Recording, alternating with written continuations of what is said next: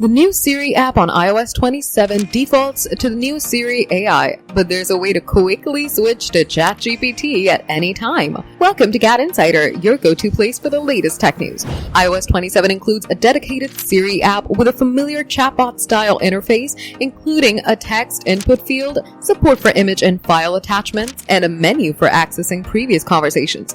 However, while the app unsurprisingly currently defaults to Siri AI, users can quickly switch to ChatGPT by long pressing the input field and then tapping on Ask. That brings up a pop-up that lets them choose between Siri and ChatGPT. Apple could potentially add support for other chatbots in the future, though only these two options are currently available. But this chatbot transfer comes with a catch, as there's one limitation. The conversation context does not transfer when switching chatbot providers. In practice, this means that ChatGPT cannot see messages previously exchanged with Siri, and Siri cannot access the portion of the conversation handled by ChatGPT. Plus, closing and reopening the app currently causes it to switch back to Siri, even in ongoing conversations where ChatGPT had been selected. It's unclear whether this is a bug in the iOS 27 beta or intended behavior.